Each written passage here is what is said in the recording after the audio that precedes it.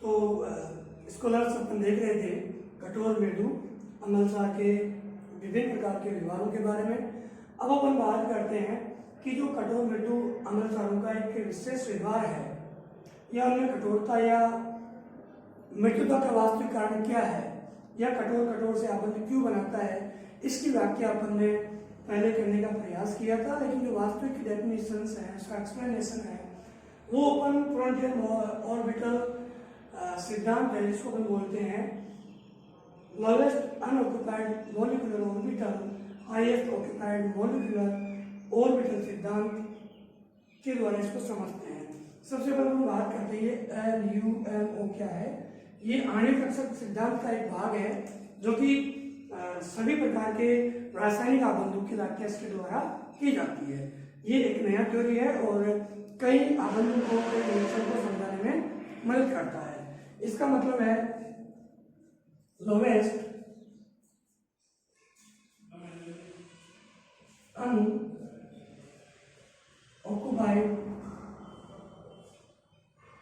Molecular orbital,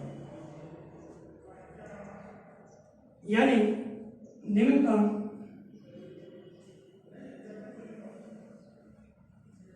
rate आणविक कक्षक, यानी ये खाली सबसे कम ऊर्जा का किसी अणु या परमाणु का कक्षक होता है। यहां पर विद्यार्थियों मैंने एक हार्ड एसिड लिया है, ये इसका खाली न्यूनतम कक्षक है जिसमें इलेक्ट्रॉन ग्रहण किए जा सकते हैं। यहाँ पर इसी प्रकार से हार्ड बेस है, उसका न्यूनतम कक्षक जो कि रिक्त है वो ये है, और यह सॉफ्ट एसिड यानी मृदु अम्ल है, उसका न्यूनतम कक्षक यह है। यहाँ पर दूसरा जो ट्रेंड में शब्दावली है वो है HOMO, जिसका तात्पर्य है हाईएस्ट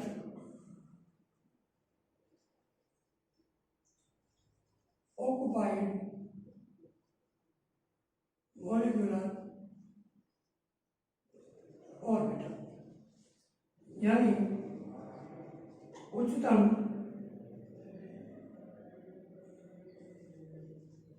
द्वितीय बड़ा आणविक कक्षक। सामान्य रूप से ये सिद्धांत ये कहता है कि भरे हुए आणविक कक्षक और रिक्त आणविक कक्षकों के मध्य इंटरेक्शन होता है और नए आणविक कक्षक बनते हैं, उनकी रिएक्शंस होती है। तो विद्यार्थी यहाँ पर आप ध्यान दीजिए, ये हार्ड एसिड बेस है, चूंकि इनमें प्रभावी नाम के आवेश ज्यादा होता है, इस पे प्लस आवेश या अधिक प्रभावी नाम के आवेश होने से इसका जो भरा हुआ कक्षक है उसकी ऊर्जा काफी नीचे है, उसकी ऊर्जा का लेवल काफी कम है। जैसे कि हम बात करें बेरियम+2, तो इसमें जो भरा हुआ वनस्पति कक्षक है उसकी ऊर्जा काफी कम है, इसलिए उसकी लेवल नीचे रखा गया है। इसी प्रकार से यहाँ पर आप देख सकते हैं कि जो ऊर्जा का डिफरेंस है HOMO और LUMO के बीच में काफी ज्यादा है हार्ड एसिड के अंदर। इसी प्रकार से हार्ड बेस की बात करें तो हार्ड बेस का जो भरा हुआ कक्षक है, जैसे कि अमोनिया हो सकता है, OH हो सकता है, उसमें जो भरा हुआ कक्षक है उसकी ऊर्जा थोड़ी ज्यादा है, इसलिए तो वो अपने लोन पेयर को त्यागता है, किसी को प्रदान करता है। लेकिन आप इसकी शॉप से तुलना करेंगे तो यंत्र आपको आसानी से दिख जाएगा, जिसके बारे में भी अपन आगे बात करेंगे। यहाँ पर ये इसका हाईएस्ट ऑक्युपाइड मॉलिक्यूलर ऑर्बिटल है और यहाँ पे इंटरेक्शन होता है, इंटरेक्शन होने पर इसका रिक्त कक्षक और इसका भरा हुआ कक्षक इंटरेक्ट करते हैं और ये कक्षक बनाते हैं, जिसमें कि सहसंयोजी बॉन्ड की प्रवृत्ति देखी जाती है। लेकिन विद्यार्थी यहाँ पर जो ऊर्जा का बदलाव हुआ है, अभिक्रिया की एंथैल्पी है, यह नए कक्षक बनने से जो ऊर्जा निकली उसकी वैल्यू बहुत बहुत कम है। यानी कि ये इंटरेक्शन है किस किस के बीच में, हार्ड एसिड टू बेस के बीच में, वो बहुत ज्यादा प्रभावी नहीं है, होती है, अभिक्रिया की ऊर्जा निकली उसकी वैल्यू कम है।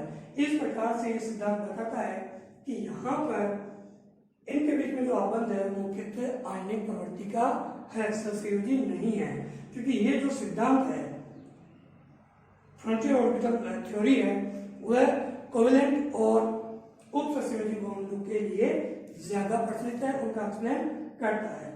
अब अपन बात करते हैं यहां पर सॉफ्ट एसिड और सॉफ्ट बेस के बीच में होने वाली रिएक्शन की। विद्यार्थी सबसे पहले आप आंसर देखिए, यहां पर जो सॉफ्ट एसिड है उसका भरा हुआ कक्षक ये है, इससे ऊंची ऊर्जा का है, ठीक है, उनमें कक्षक भरे हुए हैं, प्रभावी नाव की आवेश कम है, इसलिए उसके जो भरे हुए कक्षक है उनका ऊर्जा लेवल थोड़ा बढ़ गया है, इलेक्ट्रॉन आसानी से निकल सकता है। इसका ये लोएस्ट अनऑक्युपाइड मॉलिक्यूलर ऑर्बिटल है, तो यहाँ पर ये ऊर्जा का गेप कम हो गया है, ये भी आप देख सकते हैं। इधर अपने पास कोई सॉफ्ट बेस है, उसकी ऊर्जा का स्तर ये है और इसका हाईएस्ट ऑक्युपाइड मॉलिक्यूलर ऑर्बिटल है तो थोड़ा ऊपर है और ये इसका अनऑक्युपाइड मॉलिक्यूलर ऑर्बिटल है। यहाँ पर बॉन्ड में भाग नहीं लेते, इसमें नॉन बॉन्डिंग रहते हैं, क्योंकि रिएक्शन होती है या ऊर्जा का इंटरेक्शन होता है लोएस्ट अनऑक्युपाइड मॉलिक्यूलर ऑर्बिटल और हाईएस्ट ऑक्युपाइड मॉलिक्यूलर ऑर्बिटल। ये हाईएस्ट नहीं, हाईएस्ट ये है बेस का, इनके बीच में रिएक्शन होती है और एक बहुत बड़ी मात्रा यानी काफी ज्यादा प्रभावशाली मात्रा यहाँ पर ऊर्जा निकलती है, जो कि एक सहसंयोजी आबंध ऊर्जा को दर्शाता है। तो आप ये कह सकते हैं कि जो soft acid to soft base reaction है या उनमें बॉन्ड है वो मुख्य रूप से सहसंयोजी बॉन्ड है, कोवेलेंट बॉन्ड का नेचर का होता है, उसमें पर्याप्त ऊर्जा भी निकलती है। यहाँ पे इसको समझने के लिए मैं एक उदाहरण देता हूँ। यहाँ पे फ्लोराइड आयन है, क्योंकि फ्लोराइड आयन की विभिन्नता ज्यादा है, सीधा मतलब उसका प्रभावी नाम की आवेश से होता है, इसलिए उसका जो ऑर्बिटल है हाईएस्ट ऑक्युपाइड पूरा भरा हुआ, उसकी ऊर्जा लेवल कंपेरिंग कम है। जबकि यहाँ पर मैं आयोडाइड लूं तो आयोडाइड में प्रभाव की आवेश कम है, आकार बड़ा है, इसलिए उसका ऊर्जा लेवल ज्यादा है। तो ऐसी स्थिति में ये सहसंयोजी बॉन्ड बनाता है। तो ये सिद्धांत यहाँ पर आपको समझाने का सहायता हो सकता है। अब विद्यार्थियों आपने क्या समझा, एक बार पुनः इसकी विवेचना कर लेते हैं। ये बताने का प्रयास करता है समूह के आबंध कक्षक सिद्धांत है, ये कहता है कि इनमें सहसंयोजी आयनिक बॉन्डों की परसेंटेज क्या है, कितना प्रवृत्ति या कौन सा बॉन्ड इनमें ज्यादा कंट्रीब्यूट करता है। तो सबसे पहले हम बात करें हार्ड सॉफ्ट एसिड बेस के बीच में, तो इनके ऊर्जा स्तर में काफी ज्यादा अंतर होता है, इसलिए कोई प्रभावी इंटरेक्शन नहीं हो पाता है और मुख्यतः दोनों अलग अलग से ही रहते हैं, क्योंकि ऊर्जा का जो अंतराल है वो बहुत कम है, इसलिए इनमें आयनिक आबंध ही रह पाता है। वहीं पर सॉफ्ट हार्ड और सॉफ्ट एसिड बेस है, उनमें हाईएस्ट ऑक्युपाइड मॉलिक्यूलर ऑर्बिटल और इसके बीच में ऊर्जा अंतराल कम है, इनके बीच में या इनके बीच में आप देख सकते हैं, इसलिए इनमें प्रभावी इनकी ऊर्जा का लेवल बराबर है। और सहसंयोजी आबंध ये कहता है कि वो आबंध अधिक मजबूत होते हैं जिनमें कक्षों में ऊर्जा का लेवल लगभग बराबर होता है, बहुत ज्यादा अंतर नहीं होता है। तो ये यहाँ पे बड़ा एडवांटेज है। पुनः सुनिए क्या काम है कि सहसंयोजी आबंध वहां पे अधिक प्रभावी रहेगा जहां पर आबंध बनाने वाले कक्षों की ऊर्जाओं में ज्यादा अंतर नहीं हो, इसलिए सहसंयोजी आबंध यहाँ पर महत्वपूर्ण रहता है। अब विद्यार्थियों इन चीजों को अपन इनकी विद्युत ऋणात्मकता और कठोरता से भी जोड़ सकते हैं।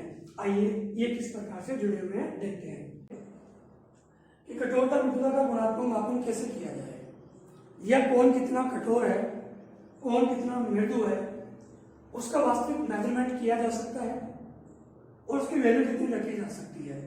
तो इस बारे में पोलिंग मॉलिक्यूल्स के द्वारा दिए गए आयनन एंथैल्पी इलेक्ट्रॉन लब्धि ऊर्जा इनको कोरिलेट किया। अभी हमने देखा कि जो हाईएस्ट ऑक्युपाइड मॉलिक्यूलर ऑर्बिटल है, लोवेस्ट अनऑक्युपाइड मॉलिक्यूलर ऑर्बिटल्स है, वो भी इनके आबंध में सॉफ्टनेस और हार्डनेस से एक दूसरे से जुड़े हुए हैं। इस चीज को स्पष्ट करने के लिए यहाँ पर निका जो कि हार्डनेस का सिंबल है, इसका यूज किया गया है यहाँ पर किसी भी अणु की आयन की हार्डनेस को शो करने के लिए इसके द्वारा मापन किया जाता है। ये क्या है? ये यहाँ पर आयनोजेशन एंथैल्पी है, यानी कि आयनिक एंथैल्पी, वह एंथैल्पी जो किसी परमाणु या आयन के बाइटम को उसमें से एक इलेक्ट्रॉन निकालने के लिए आवश्यक होती है। इलेक्ट्रॉन उसमें से निकलेगा जो कक्षक भरा हुआ होगा, यानी जो कक्षक भरा हुआ है इस कक्षक को, ये ऊर्जा है, ये माइनस में नेगेटिव ऊर्जा है, इसको आपको कुछ ऊर्जा देनी पड़ेगी, यहाँ से कुछ एंथैल्पी देनी पड़ेगी जिससे कि ये इस जीरो क्षेत्र में आ जाए या इसके ऊपर निकाल जाए। ये किससे जुड़ा हुआ? भरा हुआ कक्षक HOMO, यानी कि ये किससे जुड़ा हुआ है? आयनिक एंथैल्पी से। दूसरा कोरिलेशन है इलेक्ट्रॉन लब्धि ऊर्जा। इलेक्ट्रॉन लब्धि ऊर्जा से तात्पर्य है किसी परमाणु या आयन के द्वारा अपने बाइटम कोष में बाहर से एक इलेक्ट्रॉन ग्रहण करना। इलेक्ट्रॉन ग्रहण करने पर ऊर्जा बाहर निष्कासित होती है, ऊर्जा बाहर निकलती है, और वो किसमें ग्रहण करेगा? रिक्त कक्षक में, यानी किससे कोरिलेट हुआ? इलेक्ट्रॉन एफिनिटी एंथैल्पी से कोरिलेट हुआ, संबंधित हुआ। तो यहाँ पर इन चीजों को जोड़कर इनकी हार्डनेस का मेजरमेंट करने का प्रयास पियर्सन ने किया। विद्यार्थियों, मैंने यहाँ पर कुछ एविडेंस लिखे हैं जो कि सबसे आदर्श और प्रचलित उदाहरण है। इनकी हार्डनेस का मेजरमेंट करने का अपन तरीका देखते हैं, या इनमें किस प्रकार से हार्डनेस और सॉफ्टनेस बदलता है। सबसे पहले अपन बात करें फ्लोराइड। फ्लोराइड की आयनिक एंथैल्पी सबसे ज्यादा है क्योंकि इसका आकार छोटा है, फ्लोराइड आपके आगे ज्यादा है। लेकिन यहाँ पर आप देख रहे हैं कि इनकी इलेक्ट्रॉन लब्धि ऊर्जा में कोई ज्यादा विशेष अंतर नहीं होता है, कोई ज्यादा परिवर्तन नहीं होता है। तो ये लगभग चेंज नहीं होता है, लेकिन जो लगातार परिवर्तन हो रहा है वो किसमें हो रहा है? इसको मैंने रिवर्स लिख दिया, इसको करेक्शन कर लेते हैं अपन।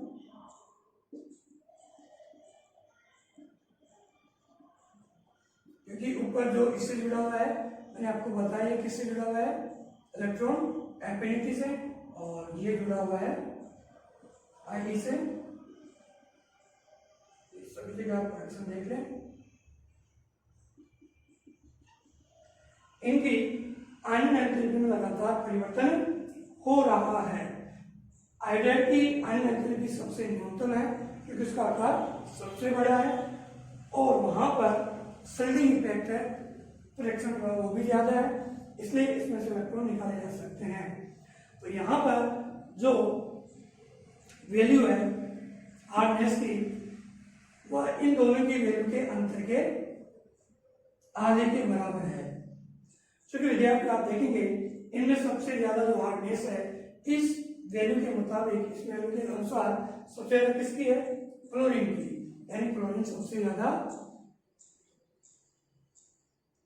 हार्ड हुआ। इसके बाद में क्लोरीन, इसका मुख्य कारण क्या है?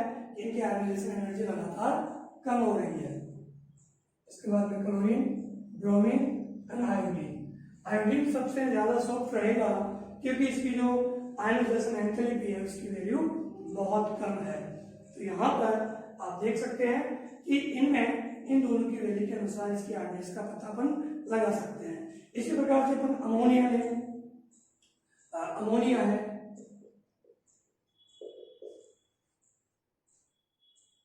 अमोनिया एक लेविस एसिड है, बेस है, सॉरी आपके लुईस सार भी है और कठोर सार के अंदर आता है। हालांकि वो क्लोराइड से कम कठोर है, लेकिन आयोडाइड, ब्रोमाइड और क्लोराइड से ज्यादा कठोर माना जाता है।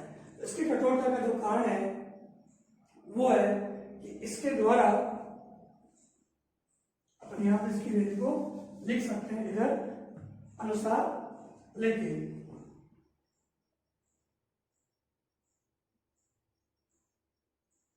इसका इलेक्ट्रॉन आसानी से निकल सकता है, लेकिन जो इसका लोएस्ट ये वैल्यू है ये उच्च है।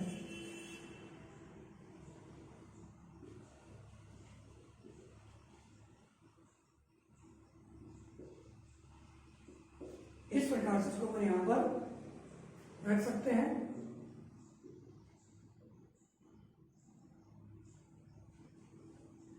और ये हो गया इसका ये। इसी प्रकार से और आपके पास अन्य बेस है, उनकी वैल्यू को यहाँ पर रखकर आप देख सकते हैं। अमोनिया के लिए भी लिख सकते हैं कि आप इसी प्रकार से फास्फेट के लिए भी लिख सकते हैं। फास्फेट की कठोरता कैसी रहेगी, कितनी रहेगी, तो आप जानते हैं कि फास्फेट की आयनन एंथैल्पी है वो कंपेयरिंग इससे कम होगी, यानी ये वैल्यू भी बढ़ जाएगी। और इसमें इलेक्ट्रॉन आकर्षण करने की क्षमता भी कम है, लोएस्ट ऑक्यूपाइड, ये भी वैल्यू कम रहेगी। इसलिए यहाँ पर दोनों ही वैल्यू कम होने के कारण आप देख सकते हैं कंपेयरिंग अमोनिया की तुलना में मृदु सार रहेगा। विद्यार्थियों, इसके अलावा एक और जो ट्रांस है बहुत ही महत्वपूर्ण होता है, वो चलता है अपना इधर पर लिख सकते हैं विद्युत ऋणात्मकता, इलेक्ट्रोनेगेटिविटी। विद्युत ऋणात्मकता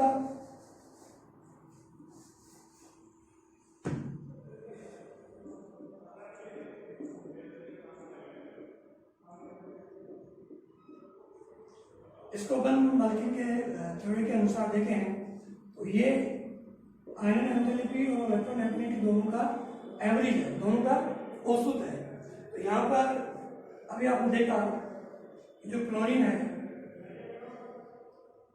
है उसका ये एल्यूआमो है, यानी वैल्यू है